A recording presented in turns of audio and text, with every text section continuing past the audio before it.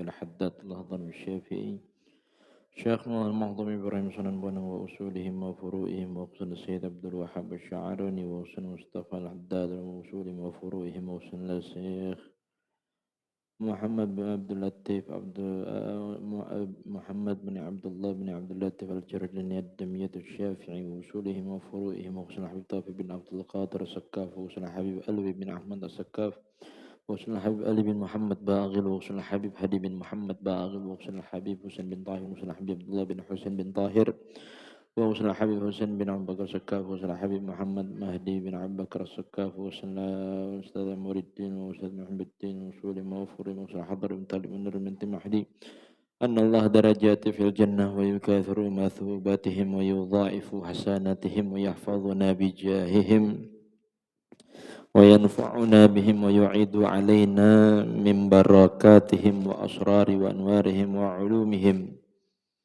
ونفاتهم في الدين والدنيا والآخرة وعلى هذه النيات الصالحة وبالنيات الشفاء على كل ذا كما وصلافنا الصالح وإلى حضرة النبي محمد صلى الله عليه وآله وصحبه وسلم بسر الفاتحة أعوذ بالله من الشيطان الرجيم بسم الله الرحمن الرحيم الحمد لله رب العالمين الرحمن الرحيم مالك يوم الدين إياك نعبد وإياك نستعين اهدنا الصراط المستقيم صراط الذين أنعمت عليهم غير المغضوب عليهم ولا الضالين آمين بسم الله الرحمن الرحيم السلام عليكم ورحمة الله وبركاته Alhamdulillah wassalatu wassalamu ala rasulillah sayyidina Muhammad ibni abdillah wa ala alihi wa sahbihi wa man walah wa la hawla wa la quwwata illa billahil aliyyil azim qalu subhanaka la ilma lana illa ma 'allamtana innaka antal alimul hakim Rabbi syrah li sadri wa yassir li amri wa hlul 'uqdatam min lisani yafqahu qawli amin ya rabbal alamin amma ba'd. Alhamdulillahi rabbil alamin, segala puji bagi Allah subhanahu wa ta'ala atas limpahan rahmat karunia serta hidayahnya pula. Pada kesempatan kali ini di tempat yang mulia ini kita kembali dipertemukan oleh Allah dalam keadaan sehat walafiat. Mudah-mudahan keadaan ini terus Allah berikan kepada kita sampai akhir hayat kita. Mudah-mudahan selalu senantiasa diberikan istiqamah dan terus menerus dalam aktivitas ibadah kepada Allah sampai tutup usia ditutup dalam keadaan husnul khatimah amin ya rabbal alamin. Salawat serta salam tak lupa kita haturkan kepada suri tauladan kita, junjungan kita, pemimpin daripada umat segalanya, yaitu baginda Rasul Muhammad sallallahu alaihi wa alihi wa sahbihi wasallam. Salawat serta salam itu pun tak lupa kita berikan dan kita haturkan kepada keluarga beliau, sahabat beliau, pengikut beliau, mukminin wal mukminat hingga akhir zaman. Hadirin dan hadirat yang mudah-mudahan kita semuanya selalu senantiasa diberikan oleh Allah cucuran rahmat dan taufik hidayahnya. Amin ya rabbal alamin. Melanjutkan daripada kajian kitab hadis, kitab Jawahirul Lu'lu'iyah, syarah daripada kitab Arba'in Nawawi, masuk dalam pembahasan tentang faedah fi fadlil istighfar. Yang beberapa waktu yang lalu kita sedang menjelaskan beberapa faedah mengenai tentang istighfar. Yang ini baru kita bahas daripada qalal musannif, perkataan atau prakata dari sang pengarang kitab, belum masuk pembahasan atau inti dari kitab itu sendiri. Ini baru prakata aja ya. Prakata saja masih ada beberapa taklik atau pembahasan bahasa kita tuh bonus, pembahasan daripada apa yang dibicarakan dan apa yang dibawakan oleh sang musannif atau pengarang kitab. Melanjutkan kembali daripada qala al-musannifu radhiyallahu ta'ala anhu wa nafa'ana bihi wa bi'ulumi fid dharain amin ya rabbal alamin ila an qala wa ashhadu anna muhammadan abduhu wa rasuluhu wa habibuhu wa khaliluhu. Musannif mengatakan dalam muqaddimahnya setelah asyhadu an la asyhadu an la ilaha illallah, kemudian dilanjutkan wa asyhadu anna muhammadan abduhu wa rasuluh, yang artinya musannif pun bersaksi bahwasanya Muhammad adalah hambanya Allah dan utusannya Allah, wa habibuhu wa khaliluhu, kecintaan dan kesayangannya Allah.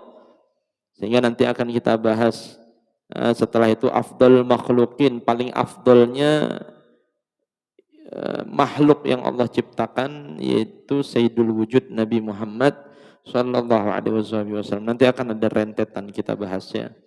Afdalul makhlukin setelah Nabi Muhammad itu dari golongan malaikatkah atau dari golongan umat manusia itu sendiri ya. Nanti kita akan bahas. Ini yang dibahas tentang musannif ini ya, apa yang dibicarakan beliau di dalam kitabnya. Al-Mukarramu bil Qur'anil Azizi al-mu'jizatil mustamirati ala ta'akubis sinina. Yang mana Nabi Muhammad itu tadi juga dimuliakan, diberikan keistimewaan oleh Allah berupa Al-Quran yang agung, yang jalil, yang sangat luar biasa sebagai mu'jizat. Mu'jizat itu kalau diartikan dalam kamus besar bahasa Indonesia ke bahasa Arab yaitu keajaiban. Yang keajaiban itu dimiliki oleh para nabi dan para rasul, itu mukjizat. Kalau kita bukan mukjizat, kita bisa menurunkan susu dari langit, kita bisa melampaui sungai Mahakam tanpa perahu, misalnya itu lain mukjizat, tapi karomah, kemuliaan saja itu. Bukan keajaiban yang Allah berikan taufik dan hidayah. Kadang dukun juga bisa. Yang bukan beragama Islam pun bisa. Bukan berarti karomah juga namanya. Ada namanya lagi. Itu namanya istidraj. Keajaiban yang diberikan oleh Allah terutama pada hamba-hambanya yang soleh atau non soleh. Itu nanti akan ada peribahasanya sendiri. Yang mana mukjizat itu akan selalu kukuh. Al-Quran itu selalu kukuh, kokoh, ya, tidak akan berubah sepanjang zaman dan tidak akan ada yang taghayyuruhu, merubah, mengotak-atik, entah itu harokatnya atau entah pengurangan daripada jumlah hurufnya, huruf hijaiyahnya, terjaga pokoknya, ma'asum. Ada mukjizat yang dimiliki oleh Nabi Muhammad sallallahu alaihi wasallam. Wa bisunanil mustaniratil mustarashidin, yang mana beberapa kesunahan Nabi Muhammad pun itu adalah cahaya yang selalu menerangi daripada orang-orang yang kepengen mendapatkan petunjuk dari Allah. Orang yang ingin taqarrub ilallah, pendekatan diri kepada Allah, maka salah satu jalannya untuk mencapai hal itu yaitu mengerjakan daripada sunnah-sunnah Nabi Muhammad sallallahu alaihi wasallam.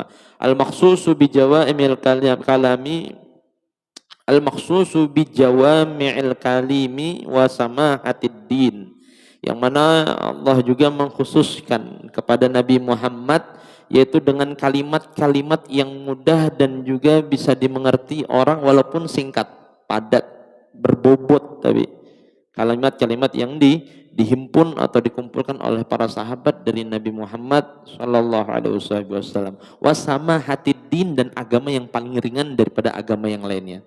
Dan sampai disebutkan bahwanya la ikraha fid din, tidak ada paksaan dalam agama, yaitu agama Islam ini. Enggak ada paksaan.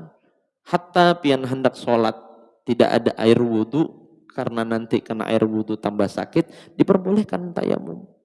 Saking mudahnya itu. Pian kada bisa bayar zakat, karena tak mampu membayar zakat, karena tak ada lagi makanan untuk besok dimakan, maka dosa zakat, pian nerima zakat. Tak ada paksaan. Bahkan haji, umroh pun tak ada paksaan. Bahkan diembel-embelkan dalam arkanul Islam itu apa? Wal hajjul baiti man istata'a sabila. Yang mampu haji ke Baitullah, silakan. Kalau melalui stati tidak mampu, ya sudah jangan. Saking ringannya agama itu tadi. Kemudian puasa, kalau pian kada bisa puasa karena sebab sakit, karena sebab haid, nifas, dalam perjalanan berangkatnya sebelum subuh, maka diperbolehkan tidak berpuasa. Cuman kan lebih baik berpuasa begitu. Tapi haid dan nifas tidak diperkenankan. Nanti kalau perjalanan juga sholat yang biasanya zuhur, asar, isya 4 rakaat, kalau perjalanan masafatil qasar 2 marhalah 84 km atau lebih dari itu. Ada sebagian mengatakan 80, 84, 90, lebih dari itu boleh qasar, bahkan jamak qasar bisa. Yang tadi jumlahnya 4 rakaat jadi 2 rakaat. Salat zuhur, salat asar digabung dari satu waktu bisa dengan catatan perjalanan. Itu kan kemudahan yang sangat luar biasa diberikan Islam kepada umatnya. Nanti kita akan bahas itu semuanya. Salawatullahi wassalamuhu alaihi wa ala sairin nabiyyin wal mursalin wa ali kulli wasairus salihin. Dan ditutup lagi oleh musannif pengarang kitab mengatakan salawatnya Allah dan salamnya Allah atasnya dan seluruh nabi-nabi yang telah Allah ciptakan, yaitu beberapa rentetan para nabi dan para rasul dan seluruh anggota keluarganya dan orang-orang soleh keseluruhannya. Beliau meminta dan mudah-mudahan semua orang-orang yang berada dalam lindungan keislaman dan berstatus mukmin wal mukminat tadi selalu diberikan oleh Allah senantiasa rahmat dan cucuran makfirahnya. Mudah-mudahan kita termasuk orang-orang tersebut. Amin ya rabbal alamin. Bismillahirrahmanirrahim. Membahas tentang ta'liq atau syarah, penjelasan daripada apa yang diinginkan oleh musannif di dalam perkataannya tadi. Wa asyhadu anna sayyidana Muhammadan. Muhammadan ini siapa? Ya. Wa asyhadu anna Muhammadan, dan aku bersaksi bahwasanya Muhammad. Siapa Muhammad? Muhammad alamun ala nabiyyina sallallahu alaihi wasallam. Nama yang sudah tergantung dan sudah ditamlik, sudah dimiliki oleh satu orang yang sudah kita ketahui, bahkan non-muslim sekalipun. Sampai-sampai orang non-muslim banyak yang lebih mengetahui ciri khas, akhlak, adab, bahkan sirahnya, perjalanan hidupnya lebih dari kita orang muslim. Yang mereka pun beberapanya mengetahui daripada dari lahirnya Nabi, khitannya Nabi, perang apa saja segala macam, mereka lebih mengetahui daripada kita. Itu mukjizatnya Nabi, bukan hanya dikenal oleh umat muslim, bahkan orang non muslim pun mengenal lebih daripada kita. Ini sebagai tamparan sebenarnya ya. Kita orang muslim ini masa nggak tahu Muhammad itu kebacut ini. Yang lain agama aja fahamnya luar biasa. Jangan tahu Kong Felix, salah satu ulama ya, disebut orang-orang itu ulama, sebenarnya mu'alaf yang ngerti daripada beberapa sirah cerita para nabi, para rasul, para sahabat, para pejuang-pejuang Islam. Kong Felix ya, salah satu ya artis juga, tapi mengetahui dengan hal itu. Itu mu'alaf, tahu seluk beluknya, terutama tentang masalah jihadnya yang Fathul apa itu? Dan Fathul Mekah. Imam siapa itu? Salah satu ini siapa? Fatah siapa, lupa nah. Konstantinopel itu loh. Sunan Fatih itu paham sekali dari awal sampai akhir pengorbanan Imam Fatih itu untuk menaklukkan Konstantinopel, itu paham sekali. Itu sudah dijuluki ulama. Dan ampun maaf, dari agamanya dari lahir sudah dilahirkan bukan orang muslim. Baru-baru aja beberapa tahun yang lalu beliau masuk Islam, ternyata lebih paham tentang itu daripada kita yang umat muslim. Ini parah sebenarnya. Yeah. Cuman di sini kita bahas kembali Muhammad itu siapa? Muhammad itu alamun, nama yang sudah terjelaskan dan sudah diketahui seluruh umat manusia. Karena ini termasuk mukjizat yang diberikan oleh Allah. Allah tidak memperkenalkan Muhammad hanya kepada orang yang beragama muslim, tapi non muslim juga bisa mengetahui, bahkan bisa mempelajari apa saja yang dibawa oleh Nabi Muhammad SAW bil hidayatihim, agar apa? Mereka dapat hidayah. Agar apa nama Nabi Muhammad ini sampai kepada mereka itu untuk apa? Bukan untuk menghinakan. Nabi nggak bisa dihina. Bahkan sekalipun mau mencari apa sesuatu yang salah dari Nabi, justru kesalahan malah jadi keuntungan bagi orang yang menganut Muslim itu sendiri, menganut agama Islam itu sendiri. Contoh sebagaimana yang kita ketahui, sholat ketika memang sudah waktunya kelewat, apa namanya? Sholat qadha. Kalau dalam tekstual, kalau dalam realistis ya, kalau sholat sudah lewat waktunya maka tidak harus diqadha. Seharusnya kan seperti itu. Sama kayak jam sekolah itu loh. Jam sekolah jam 7 sampai jam 4 nggak turun. Mau diqadha jam 5 sampai jam 7 misalnya. Nggak bisa, gurunya sudah hilang. Gurunya nggak ngajar. Sholat sama seperti itu. Sholat zuhur jam 2 ternyata jam 6 bangun karena ketiduran misalnya. Sholat zuhur qadha. Kalau secara apa bahasanya realistis itu ya tidak wajib lagi untuk kita mengqadha karena waktunya sudah lewat. Tapi karena Nabi Muhammad SAW, orang-orang cari kesalahannya Nabi Muhammad, akhirnya justru ini jadi ilmu dan sebagai apa? Bahasa itu samahah. Kemudahan bagi yang ternyata ada yang mendapati hal tersebut, keadaan tersebut. Nabi Muhammad SAW itu masyhur itu. Ketika beberapa waktu jam ingin sholat subuh, lagi wirid sholat fajar seperti itu, lagi wirid segala macam. Sayyidina Bilal bin Rabah dan beberapa para sahabat yang lainnya itu lagi sedang berkumpul dengan Nabi di suatu tempat. Nabi Muhammad ketika itu lagi dalam keadaan lelah, sangat lelah, akhirnya meminta izin sama yang jaga ini. Entah itu Umar bin Khattab atau Bilal bin Rabah, akhirnya minta izin sama yang jaga ini. Nanti kalau sudah subuh bangunin saya ya.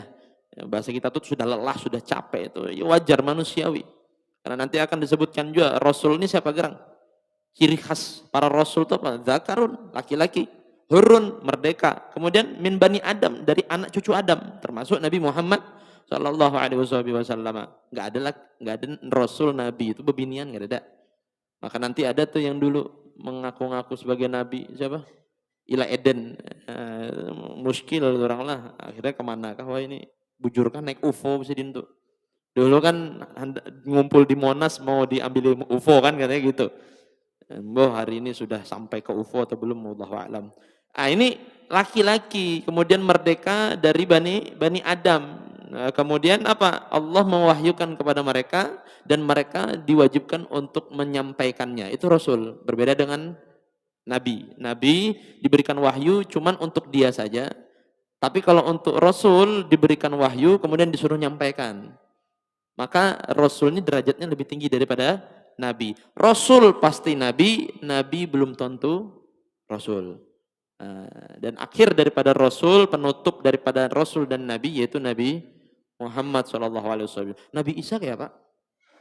Nabi Isa itu terlebih dahulu dari Nabi Muhammad. Diangkat oleh Allah dan nanti akan turut memusnahkan daripada Dajjal, dan mereka pun umatnya termasuk Nabi Isa itu berdiri dengan benderanya Nabi Muhammad SAW. Bahasa kita supaya nyamannya itu termasuk umat Nabi Muhammad. Cuman kan gelarnya Nabi masih Nabi dan Rasul, diangkat itu untuk apa? Menuntaskan misi terakhir untuk membunuh Dajjal. Nah, itu. Berarti belum akan tiba masanya kiamat kalau Dajjal Nabi Isa belum turun. Nyantai aja berarti. Kecuali matinya tiba, ya kali bisa santai kan. Wa asyhadu Muhammadan alamun ala nabiyina sallallahu alaihi wasallam. Muhammad itu adalah nama yang sudah familiar di telinga kita, yaitu nama Nabi Muhammad sallallahu alaihi wasallam. Abduhu wa rasuluhu, hambanya Allah dan utusannya Allah. Qaddama wasful ubudiyyah imtithalan lima fil hadits sahih. Kenapa ini didahului dengan sifat ubudiyah? Kenapa enggak disebut malikiyah ya? Kenapa Nabi memilih abduhu wa rasuluh bukan malikan rusulan? Kan ada orang tuh ini gambaran lah dalam dalam kehidupan nyata tuh ada orang itu pewaris, ada orang tuh perintis. Pewaris itu abahnya sugih, meninggal anaknya yang jadi pewaris sugihnya. Karena abahnya sugih. Ada abahnya tuh ampun maaf, keluarganya ya ampun maaf ala kadarnya ya. Kemudian tiba-tiba anaknya jadi sugih, kaya. Kenapa? Usahanya luar biasa. Merintis dari awal, tidak bergantungan dengan warisan. Ini sama Nabi Muhammad SAW memilih abdun daripada malikun. Memilih menjadi hamba daripada menjadi raja. Sebenarnya kalau misalnya Rasul diberikan ya, gelar Rasul, maka mereka akan, bahasa kita tuh lebih gampang untuk menjadikan diri mereka itu sebagai ketua daripada orang-orang yang lain kan. Sebagai orang yang lebih terpandang dari yang lain karena mereka Rasul. Tapi Nabi memilih abdun, hamba, karena inilah jiwa-jiwa orang patriot, pejuang. Kada mau disambat muluk berdahulu, tidak mau disebut raja, disebut orang sugih, disebut orang hebat, kecuali dia sendiri yang merintis dari awal, kemudian naiklah kepada jenjang Rasul utusan tadi. Nabi, pian tahu bagaimana sirahnya, ceritanya, memikul agama Islam ini. Tidak nyaman, tidak gampang. Kalau kita ini nyaman, Ustadz, Kiai, Habaib bermotor datang disambut lawan jamaah. Silakan Ustadz. Nah, kitab ulun disediakan, tempat duduk ulun disediakan. Nabi Muhammad ke beberapa tempat dilempari batu, dilempari tahi, dilempari tahi, jalannya diberi duri, diberi lubang. Bahkan Abu Jahal sendiri termasuk orang yang sering apa? Yang memberi bahasa gitu, kecelakaan untuk Nabi Muhammad ketika ingin dakwahnya. Saking sering sekali membuat celaka Nabi Muhammad, dia sendiri celaka dengan apa yang dia buat. Lu pernah buat lubang ganal supaya apa? Ketika Nabi Muhammad lewat, jatuh ke lubang itu. Akhirnya karena lubang yang dibuat tuh banyak untuk Nabi Muhammad, ketika waktu itu lewat, dia sendiri kena lubangnya dan minta tolongnya dengan Nabi Muhammad ya. Saking apa? Saking hebatnya kita punya Nabi Muhammad, walaupun dijahati sekalipun tetap baik kepada orang tersebut.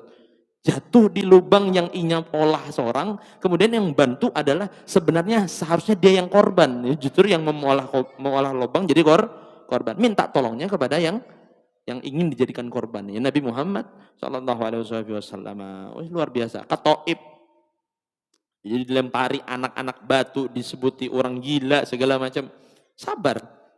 Nah, kita sedikit aja ada jamaah merangut, kenapa pian kada ketujuh kalon ulun jasidin johan. Kenapa pian merangut-rangut kada setuju lawan ulun. Nah, baklahi ustadznya lawan jamaahnya. Kadang kayaknya kada diundang lagi lawan pengurus masjid segala macam, dimusuhi setahunan kada pernah ke situ pulang. Diundang Ustaz, suruh khatib, kada, ya kada. Sudah dendam kesumat. Lihat kan Nabi itu dahulu. Kayak apa perjuangannya luar biasa. Makanya kami ini bersyukur benar. Punya jamaah 1, 2, 3, bahkan beberapa tempat dulu sebelum ulun merintis datang sampai ke sini nih, sampai masjid Baitul Maghfirah mengundang ulun ke sini. Dulu kita ke beberapa tempat itu, ya Allah, orang yang peduli dengan agama ini dari 100 orang misalnya, kita anggap aja dari 100 orang di Samarinda ini, alhamdulillah aja di suatu tempat yang ulun pernah datang itu, dari 100 orang yang peduli itu cuma 10%. Berarti dari 100 berarti 10 orang aja yang hadir. Bahkan itu pun ampun maaf yang jompo-jompo sudah. Bahasa kita tuh ampun maaf lah. Ya tinggal hitung menit aja lagi. Waktu diambil itu. Kenapa kita bahasa kita telah kita teliti kenapa yang hadir orang-orang seperti itu?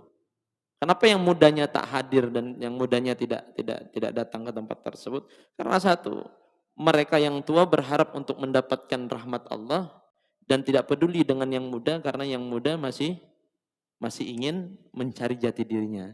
Jadi dibebaskan seperti itu saja. Padahal kalau mau bagus tuh, kalau mau cari rahmat Allah, ampunan Allah, kemudian taufiknya Allah, pian hadir, usahakan anak cucu itu dihadirkan juga. Supaya tahu nih, ini abah nih belajar agama ini, nang kayak ini nah contoh, nang kayak ini nah, itu lebih bagus. Tapi kalaupun sudah diberikan cara atau diberikan ajakan tidak mau, nah di situ baru kita berpasrah diri minta hidayah kepada Allah. Dan kadang semua orang tuh suka dengan ceramah tuh kadang suka. Bahkan cenderung mendengar ceramah teguringan.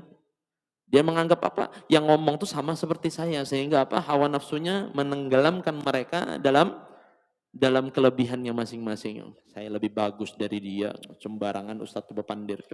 Lata tetak kata-katanya tuh berbeda. Itu ada kadang orang seperti itu.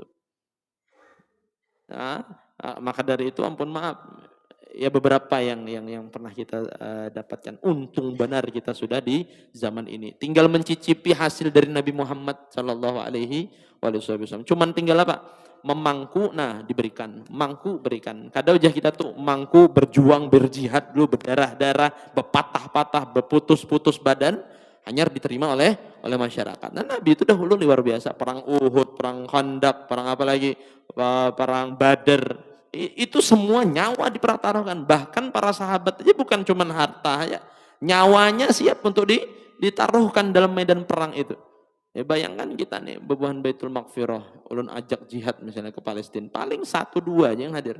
Sisanya ulun masih ada anak, masih anom ulun guru anak ulun masih halus, karena kalau itu banyak alasannya. Para pejihad dahulu Nabi perang kita, sami'na wa ta'na. Wah ini ngalihnya luar biasa. Ya, jangan kan jihad fisabilillah, jihad untuk ibadah di masjid aja bisa dihitung jari yang hadir. Yalah, jihad melawan hawa nafsu itu, bukan jihad melawan musuh.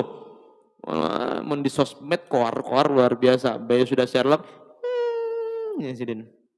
Kayak kucing lah. Dilus-elus hanya seperti itu sudah yang kita temui di akhir zaman ini. Mafhum aja kita, pokoknya perbaiki diri, muhasabah diri itu lebih bagus daripada mengurusi hidup orang lain. Orang yang banyak mengurusi hidup orang lain itu adalah orang yang rentan hidupnya sedikit atau rentan umurnya pendek. Kenapa? Sesuatu yang tidak perlu dipikirkan, dia pikirkan. Contoh, mobil hanyar si Dintu. Di mana kada dapat duit? Padahal gawiannya di rumah aja. Kayaknya nogel, tuyul, ini. Berpikiran malam, bisa nyala suginya tuh lah. Berpikir. Untuk apa mikiri hal sesuatu itu? Yang sebenarnya bukan kompeten kita untuk mengurus hidup orang. Hidup kita kayak ini aja. Kadang ngurus, orang lain bahagia, tenang aja. Cuman kan yang jadi beban pikiran tuh kenapa sedikit-sedikit melihat yang lain. Kenapa tuh orang tuh? Kenapa kayak itulah? Kenapa ini? Kenapa itu? Jadi bingung seorang hidup tuh. Mau dibawa kemana hidup seorang ini? Nah, akhirnya beban pikiran, asam urat naik, kolesterol naik, jantung degap-debu. Akhirnya pingsan, masuk rumah sakit, oksigen habis, mati. Banyak kan memikirkan sesuatu yang bukan kompeten atau bukan sesuatu yang perlu kita miliki. Lu punya guru tuh bayangan kayaknya, pian bayangkan aja. Ada orang punya, anggap aja lah pian punya mobil Pajero itu, kalau kita dulu punya jamaah itu mengatakan Pajero itu pajaknya aja lah, pajaknya ini, belum lagi onderdil dan lain sebagainya. Ini ulun kasih bayangan aja. Pian bayangkan juga nih, pian orang yang berisi mobil Pajero. Pajero itu, kalau mudahannya ada yang berisi Pajero ini. Ya, Pajero itu, ya kalau kada salah, pajaknya itu, sekali pajak itu bisa kredit motor PCX. Entah 15 juta ke 20 juta tuh, Wallahualam. Pokoknya luar biasa itu pajaknya. Pajero ke Alphard itu, lupa ulun. Ada dulu ke Kota Bangun kita tuh dibawa orang itu. Itu pajaknya aja bisa nukar motor. Kalau spare partnya rusak kayak tulisan Fortunernya atau Pajeronya di belakang, P-nya hilang, Ajeronya hilang misal, cuman P-nya aja menyala, itu baiki 1 huruf aja, 1.500.000. Baiki 1 huruf. Pajero yang hilang O lawan P, baiki itu supaya menyala lagi, itu bisa sampai 1.500.000. Belum lagi onderdil mesin, belum lagi ban. Nah, ban pian bocor, ya, ban bocor itu kada bisa pian ganti. Cuman bannya aja, ban dalamnya diganti itu bisa 500-600 ribu. Kalau pian ke Kota Bangun tuh banyak lubang-lubang, 2 kali berganti 1 juta. Habis itu belum tuh bagian kiri. Kalau yang kena 4 kali aja, 5 kali 4 berapa? 2 juta. Boleh lagi 4 juta. Belum lagi lampu pacah. lampu pecah. Bayangkan aja banyak pengeluaran untuk orang yang berisi mobil Pajero. Pian bayangkan itu berapa duitnya. Mumet lah. Mumet lah. Ngapain pian bayangkan pian kada berisi mobil. Ngalih kalau pian bayangkan, lah. Akhirnya apa? Kada usah nukar Pajero, nukar Ayla, mobil Cherry, ya lah. Dipakai usaha bikin tahu bulat. Nyaman ya gitu.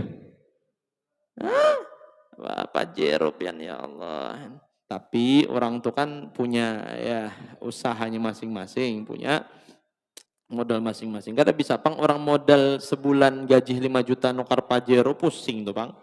Ya, sudah sebulan inya pendapatan omsetnya 50 juta, ya sudah terserah sidin. Tapi kita nih yang membayangkan tuh pusing, apa pian bayangkan? Itu yang malah pian pusing itu. Nah itu yang mengakibatkan orang-orang tuh mati mendadak tuh itu. Lewat Pajero, mobil Alphard loh, apa segala macam, Ferrari, Hyundai. Aduh, berapa pajaknya? Berapa berpikir pajak orang pian kada berisi mobil. Nah, itu yang mengakibatkan mati mendadak. Ini kita bahas itu tuh. Kenapa jadi bahas itu? Nah, intinya abdun wa rasuluhu. Nabi memilih sebagai hambanya Allah ketika sudah diuji oleh Allah, naiklah peringkatnya kepada derajat utusan sehingga dari bawah sudah merintis mendapatkan beberapa ancaman, beberapa rintangan, beberapa cobaan, akhirnya bisa sabar diangkat oleh Allah Subhanahu wa taala. Beda kalau orang sudah mendapatkan titel dari awal tanpa usaha sejak awal. Kayak apa? Pewaris. Ketika orangnya abahnya kaya, sugih, konglomerat diberikan ke anak seberataan, inya kada bisa apa-apa, bangkrut sudah hilang semuanya. Karena apa? Tidak ada usahanya. Tidak ada sama sekali skill yang dipunyainya. Tidak ada sama sekali omset, bahkan kolega aja, kawan abah mamanya untuk usaha itu aja kada bisa. Realita kehidupan beberapa pengusaha yang ulun ketahui lah, terutama di sini, daerah sini. Itu ada orang tuanya ya bagian tambang, bagian pakayuan, dahulu kan kayu yang banyak itu. Abah mamanya sugih punya rumah 3-4, omsetnya bukan hanya rumah kayu tapi juga ada futsal, ada bulu tangkis, ada ini. Abah mamanya meninggal karena pewaris tidak bisa melanjutkan apa yang dirintis oleh orang tuanya, ya sudah. Wala kalam wala salam. Harta tuh kikis, kada bisa usaha, habis. Ini dijual, itu dijual, ini dijual. Akhirnya apa? Ngontrak. Padahal rumahnya ganal. Cuman rumah ganal tuh membayar listriknya berapa? AC-nya berapa? Ayo, pikirkan Bian. Rumah ganal tapi kada ada omset masuk ya Pak? Itu rumah kuitan dahulu. Nah, ini yang kita ambil pelajaran dari Nabi Muhammad SAW. Usaha itu dari bawah, bukan kita dari tengah ambil ampun yang di atas, hanya kita melanjutkan. Itu bisa aja. Cuman kan bahasa kita tuh kada ada cita rasanya gitu nah. Tidak ada pengorbanannya. Dari awal merintis itu kan punya cerita lah gitu. Kalau ulun nih sugih omset 1 triliun misal, amin. Kada mau amin kan? Amin. 1 triliun dapat ulun berjual ini, berjajah ini. Ada cerita yang disampaikan kepada masyarakat tuh sehingga jadi apa? Jadi pacuan. Jadi orang lain tuh nyebut, oh sugih si Dini, nyaman benar hidupnya. Kada cuman kayak itu, kesakan. Ini cara ulun. Jadi orang tuh kada melihat hasilnya aja, tapi bagaimana cara kita merintis sesuatu itu agar kita bisa menjadi orang yang berkembang. Itu yang dibelajarkan oleh Nabi Muhammad.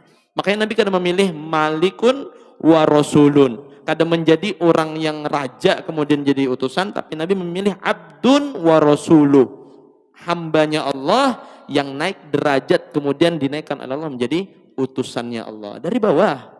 Jadi jangan anggap pian orang-orang sugih, orang-orang kaya ini kada pernah susah. Ada yang sebagian kada susah karena itu pewaris. Yang perintis ini yang perlu kita tiru itu. Bukan hanya untuk masalah dunia tapi akhirat juga. Kalau hendak dunia ambil itu, yang akhirat yang bujur basic akhirat. Nah, taib. War rasulu. Apa itu rasul? Logatan secara logos, secara bahasa yaitu al-mursal, yang diutus, yang menjadi apa? Delegasi. Ulun usaha hendak membuka cabang, nah, ulun kada perlu ke sana. Ulun suruh anak buah, ikam ke sana cek ini segala macam. Nah, Rasul itu delegasinya Allah. Jadi ingin menyampaikan suatu hukum, hukumnya dari Allah, yang menyampaikannya yaitu Rasul dan para utusannya itu tadi. Bukan Nabi. Nabi cuma mendapatkan wahyu, kemudian mereka saja yang mengamalkan, tidak diperintahkan untuk menyampaikan. Nah, bebannya Rasul itu lebih daripada Nabi. Jadi wajar aja kalau kita lihat Nabi hendak dibunuh, Nabi mau dibakar, Nabi diberikan segala macam, itu wajar. Karena apa? Perintis itu kada mudah. Perintis itu tidak mudah. Yang mudah itu melihat orang sudah berproses nyaman tuh yang nyaman. Cuman sekali lagi kita cuma bisa membayangkan. Bukan yang langsung mengalaminya. Wa istilahan, dan menurut istilah syariah ya.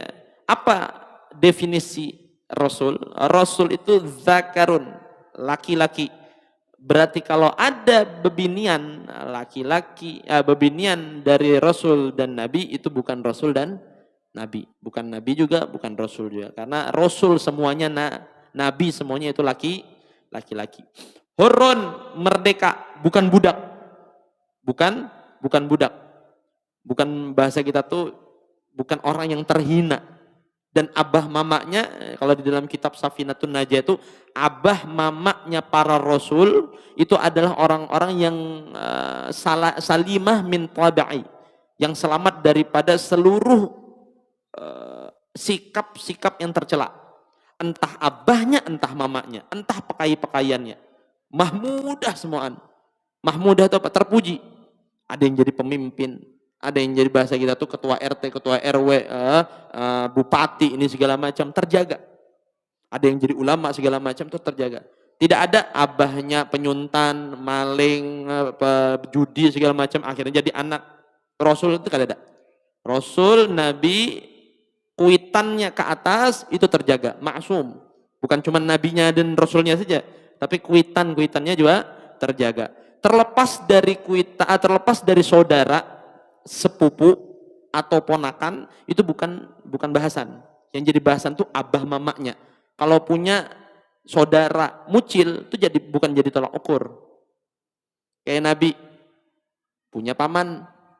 Paman tuh bukan tolak ukur sebagai Nabi atau sebagai Rasul. Kenapa? Paman tuh kadang juga ada yang ada menerima daripada apa yang disampaikan oleh ponakannya. Contoh, Abu Lahab, paman Nabi.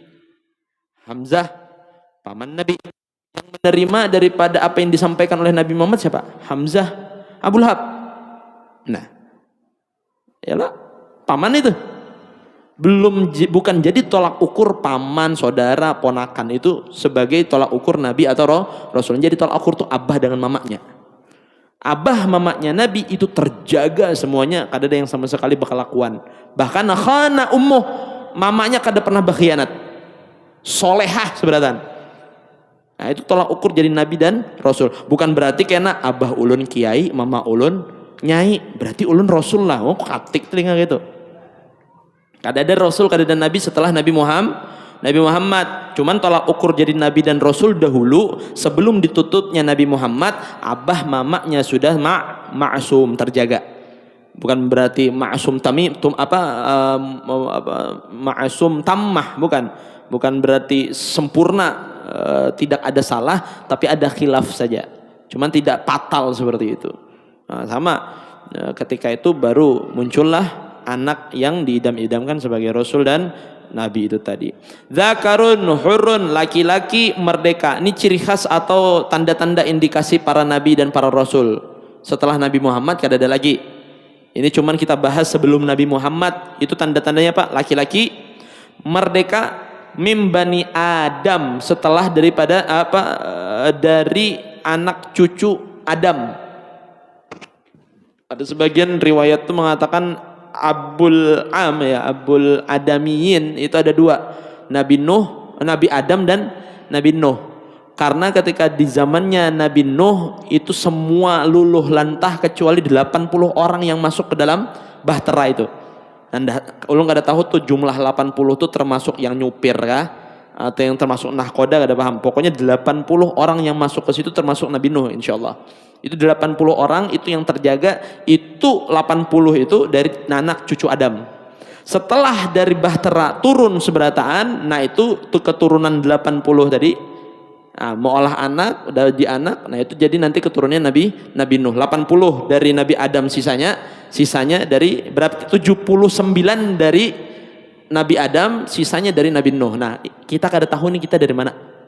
Yang dari Nabi Adam enggak atau dari Nabi Nuh. Paling inti karena Nabi Nuh juga lahirnya setelah sebelum Nabi Adam, maka Nabi Adam adalah abah pertama umat manusia. Nabi Nuh tuh anaknya Nabi Adam. Cuman rentetannya itu yang kita kada tahu. Pokoknya itulah ya, harus repot-repot pian mengistilahkan kada hafal juga. Zakarun hurun min bani Adam, dari keturunan Nabi Adam. Nah ini yang terakhir. Uhiyallahu ilaihi bi syar'i ya'malu bihi wa umiru bi tablighihi.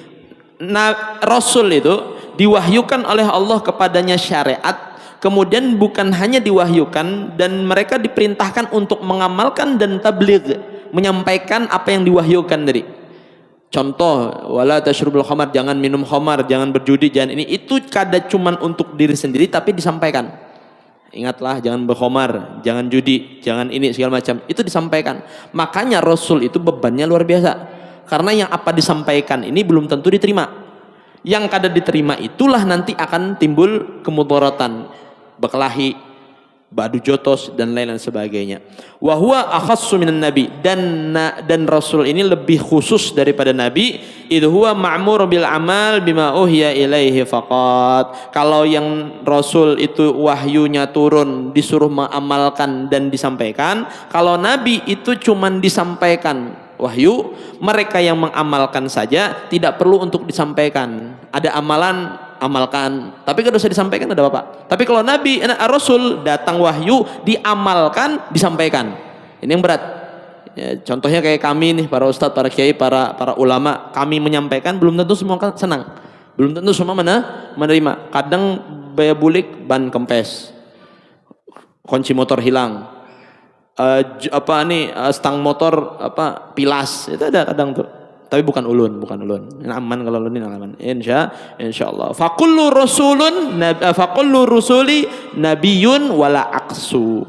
Semua rasul itu nabi dan nabi belum tentu Rasul. Nah, mudah-mudahan di pertemuan yang akan datang kita diberikan oleh Allah umur yang panjang, sehat walafiat, dalam ketaatan kepada Allah, istiqomah dalam ibadah kepada Allah, sehingga bisa meneruskan daripada kajian kita pada malam hari ini. Nah, mudah-mudahan segala hajat kita dikabulkan oleh Allah, hajat dunia, hajat akhirat. Tidaklah pulang dari tempat ini, mudah-mudahan segala dosa-dosa kita diampuni oleh Allah, diridhai oleh Allah, diberi rahmat oleh Allah, sehingga apabila wafat diwafatkan dalam keadaan husnul khatimah. Amin ya rabbal alamin. Mohon maaf apabila ada kesalahan ucapan perbuatan daripada al-fakir yang disengaja ataupun tidak disengaja. Apabila ada kelebihan itu datangnya dari Allah Subhanahu wa taala. Tutup, wabillahi taufik wal hidayah wa ridha wal inayah. Assalamualaikum warahmatullahi wabarakatuh. Subhanakallahumma